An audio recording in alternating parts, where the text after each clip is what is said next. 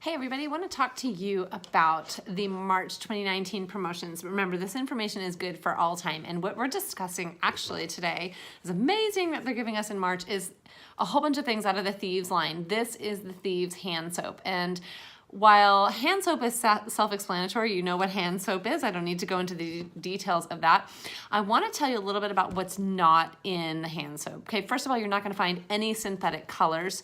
You're not going to find any synthetic fragrance, right? It is essential oil infused with the Thieves oil. It smells amazing. It's very, very luxurious. You also need to know that Young Living does not pay to ship you water. They ship you highly concentrated forms of everything, whether it's essential oils or their Thieves product or whatnot. So what I actually do, although you can just open up the Thieves hand soap and just start using it as is, and it smells heavenly, it's really, really divine. I like to be a little more frugal than that, and I will actually take the contents of this bottle and cut it into about a third and add the rest with water. So when I buy one hand soap, I actually get 3 out of it. And another really great buy, so if you're doing Essential Rewards in March of 2019, you're gonna get this foaming pump for free. A really great investment is to get the refill bottle. Now, again, if I'm taking, a third of this and filling it all up and it lasts forever, imagine, I've had this for probably at least a year. Imagine how long the refill will actually last for you, right? So don't worry about the sticker price on the soap because it is so concentrated. It goes a very, very, very long way.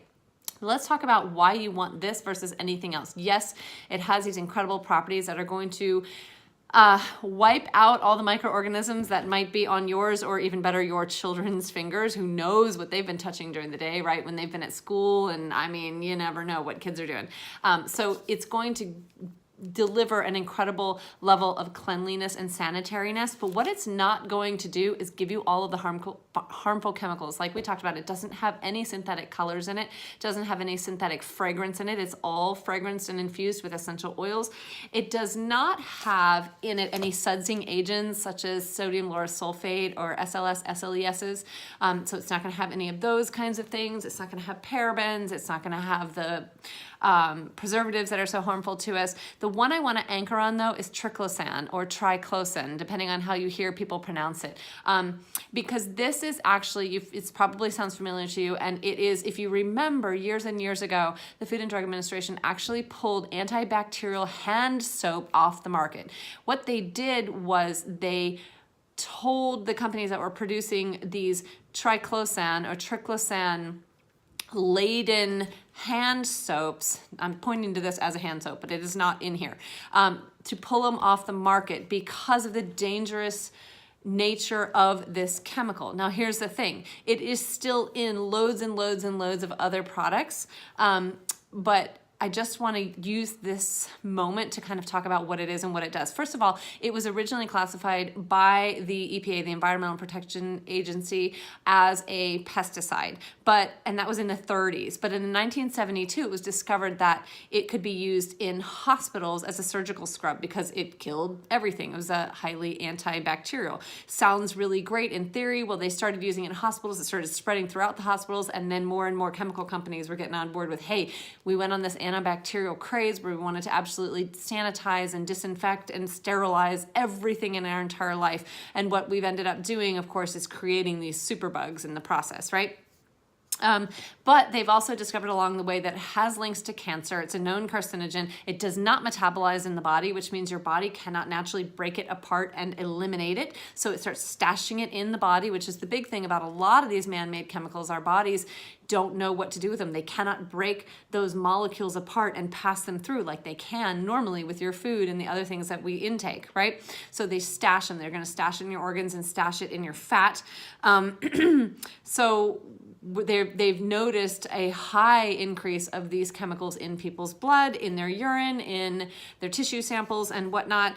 And Also, it is a hormone disruptor, just like a lot of these other man-made chemicals are. They act like hormones. They trick your body into thinking they are actually hormones. Hormones are send signals to your cells to execute certain functions. So if you have a fake hormone plugging into your cell and sending false signals to that cell to go and do this, this, and this, and execute these different functions, and oh, by the way, those false messengers, they don't shut off, right? The body would naturally first of all, the body would only send a message of something that the body needs. Secondly, that message, when it plugs into the cell, was only going to execute for the allotted time that the body needs it. And thirdly, the body's going to shut that message off. Well, when you have hormones or fake hormones that are coming through some of these products that we're using, well, those fake hormones, those chemical messengers plug into the cell. They deliver a message that the body never intended. The cell starts executing some sort of function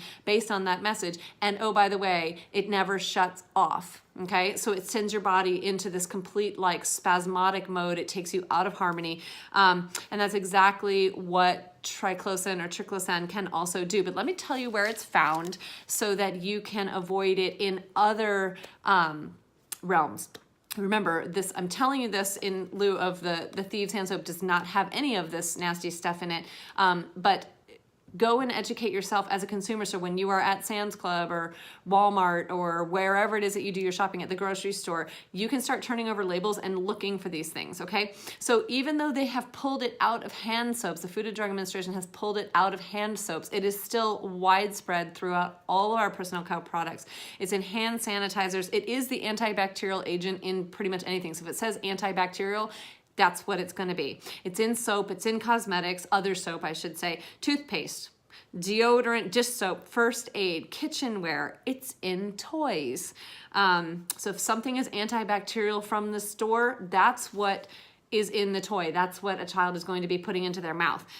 They even put it in workout clothes. So even though we love the idea of this antibacterial agent, you know, that's going to keep us from smelling, what it's really going to be doing is absorbing right into our bloodstream from those sweat pores, okay?